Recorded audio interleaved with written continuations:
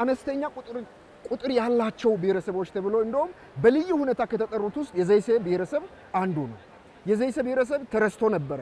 በክልልም በወረዳም በዞንም አልተጠራም ነበረ። ግን ምክክር ኮሚሽኑ አካታች ነው የምንለው ያለ ምክንያት አይደለም። ብዙ ጥያቄዎች ነበሩ። እዚህ መተን ደግሞ ከተለያየ ኢትዮጵያ ጫፍ የመጡ ህዝብ ጋር የኛን ጥያቄ እንድናሰማ እድል መሰጠቱ አካታችነትን የበለጠ ጎላ ያደርገዋል። ታሪካዊ እና በሀገር አሻራ አሳርፈን ለመጀመሪያ ጊዜ በአፍሪካ ደረጃ እንደ ተምሳሌት የሚንወስድ ሀገራዊ ምክክር ኮሚሽን ስለሆነ ከተለያዩ ብሔር ብሔረሰቦች፣ ከተለያዩ የሃይማኖት ተቋማት፣ ከተለያዩ በጾታ፣ በብሔር፣ በሃይማኖት፣ በቋንቋ ከሁሉም ኢትዮጵያ ክልል የተወጣጡ ማህበረሰብ ቁጭ ብለን የኢትዮጵያ ችግር የጋራ ነው ብለን ቁጭ ብለን ለመፍታት የመጣንበት ሀገራዊ ምክክር ኮሚሽን ስለሆነ ከሌሎች ስብሰባዎች፣ ከሌሎች ውይይቶች፣ ከሌሎች ሙፈክራት ለየት የሚያደርገው ሀገራዊ የሚያስማማን ጉዳይ ስለሆነ ለየት የሚያደርገው አንዱ መሆኑን ተረድቻለሁ። ከምክክሩ እንደሚታወቀው ያው ምክክሩ እንደ አሰራሩና ስርዓቱ ከጀመርነው ቀን ጀምሮ ከ10 ግሩፕ ጀምረን ወደ 50 ወደ 250 ዛሬ ደግሞ 500 ውይይት ላይ ደርሰናል።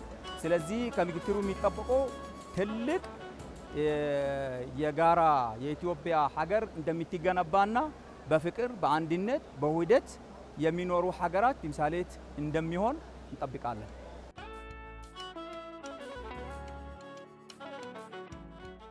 ብዙ ችግሮችን ይዘን የገባነው እንግዲህ የችግሮች መፍትሄ እኛ ጋር አለን ብለን እስካሁን ከ10 ጀምረን እስከ 200 ገብተናል።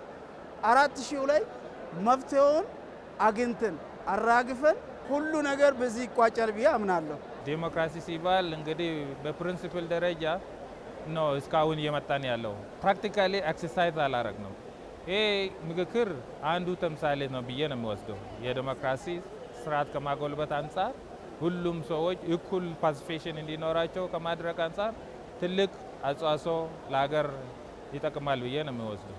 ሁለተኛ እነኚህ የተራራቁ ሀሳቦች የነበሩ ያለመተማመኖችም ነበሩ። ሰው አንድ ላይ መጥቶ ተቀምጦ ሲወያይ መተማመን ይፈጥራል። መተማመን ደግሞ አገርን እድገት ላይ ብዙ አስተዋጽኦ አለው። ለሀገርን ሰላም ብዙም ጠቀሜታ አለው።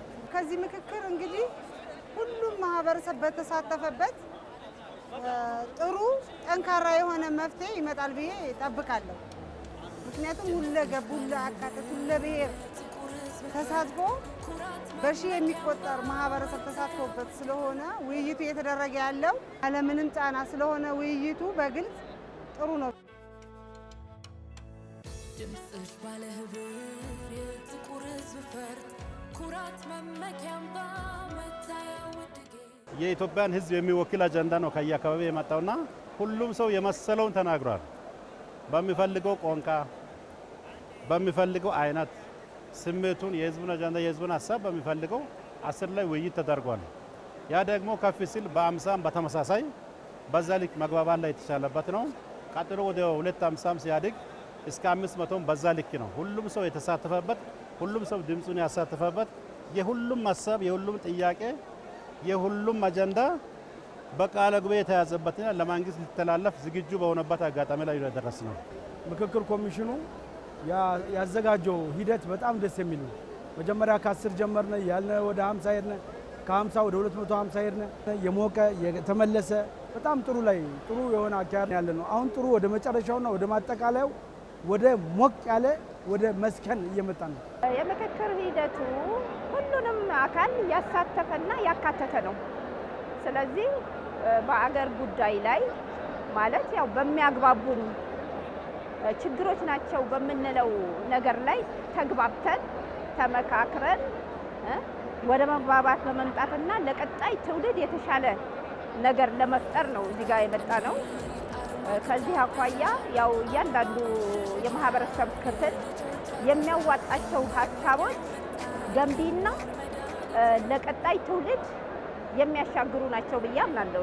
የአፍሪካ ቀንዲል አርማ ክታቤዛ አምባ መሸሸጊያ የልጆቿ ታዛ እኛው ለኛው መጣል ልንሆን መድኃኒት። ችግሮችን ለመፍታት አሉ የምንላቸውን ሀሳቦችን ለመግባባትና ለመቀራረብ ችግሮቹን መፍታት ባንችል እንኳን ባለው ነገር ላይ ተዋውቆ እኔ አንተና አክብር አንተ እኔን አክብር መሄድ የምንችል የምናደርግባቸው ነገሮች አጠቃላይ ጉዳዮቻችን እንደ ሀገርን የተሻለ ሆና እንድትቀጥል ለነገ ትውልድ የተሻለና የምትመች ሀገር አድርገን ለማምጣት የምክክር ወሳኝ ምዕራፍ ነው ብዬ አምናለሁ። ብሎ የመሰማማት ባህል አለ። ስለዚህ ይሄ ባህል መቀጠል አለበት። ይሄ ባህል ተቋማዊ ሆኖ የማህበረሰባችን ችግር የመፍቻ ስልት ሆኖ መቀጠል ቢችል በየዓመቱ እየዘከርነው የሀገራዊ ምክክር ሳምንት የሀገራዊ ምክክር ቀን እያል ደግ ነገሮቻችንን ለማጽናት ችግሮቻችንን ለማፍታት ባህል ብናደርገው ጥሩ ነው ብዬ እላለሁ። ለነገ ማለፊያ ጀንበራችን